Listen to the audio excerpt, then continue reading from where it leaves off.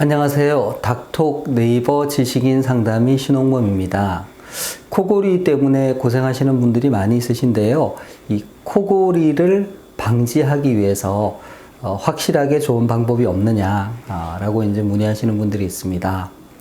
우선 코골이는 숨을 들이쉴 때 우리 코, 특히 이제 연국의 목젖 부분이 이제 떨려서 소리가 나는 거고요.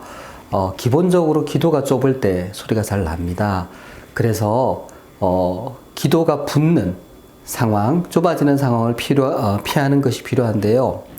뭐 예를 들어 감기가 걸렸다든지 술을 드신다든지 그러면 이 기도 부분이 붓거든요. 그래서 소리가 나기 쉽습니다. 그래서 술을 안 드시고 또 감기를 예방하고 이렇게 하는 것도 필요할 것 같고요.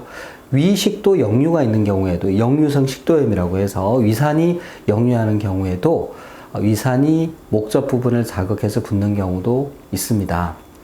그리고 무엇보다 살이 찌면, 체중이 늘면 이 부분에 지방이 쌓여서 목구멍이 더 좁아집니다. 그래서 코골이를 방지하는 좀 근본적인 방법으로는 비만하신 분들은 이제 체중을 줄이는 게 도움이 되고요. 또 코 자체의 문제, 비염이 있다든지 코막힘이 있다든지 그럴 때 적극적으로 치료하는 것도 도움이 됩니다. 또 바로 누워서 주무실 때 혀가 기도를 막아서 더 코골이가 심해지거든요. 그래서 이제 옆으로 주무시는 게 도움이 됩니다. 근데 이런 방식으로도 코골이가 조절이 되지 않고 또 코를 골다가 컥 하고 이렇게 숨이 막히는 그런 현상이 관찰되는 수면 무호흡이 있는 경우에는 수면 클리닉을 방문하셔서 수면 나온 검사를 받아보시고 그 수면 무호흡증의 심한 정도에 따라서 적절한 치료를 하시면 도움이 됩니다. 가장 안전하고 효과적인 치료로는 양압기 치료가 있습니다. 마스크를 쓰고 주무시면서 코를 통해서 바람을 불어넣어서 기도를 열어주는 치료인데요.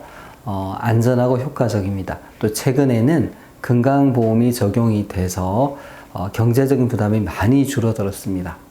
코골이 방지를 위해서 앞서 말씀드린 방법들을 활용해 보시고 또 그럼에도 불구하고 코골이가 심한 경우에는 수면 클리닉을 방문하셔서 적절한 검사와 치료를 받으시기 바랍니다. 이상입니다.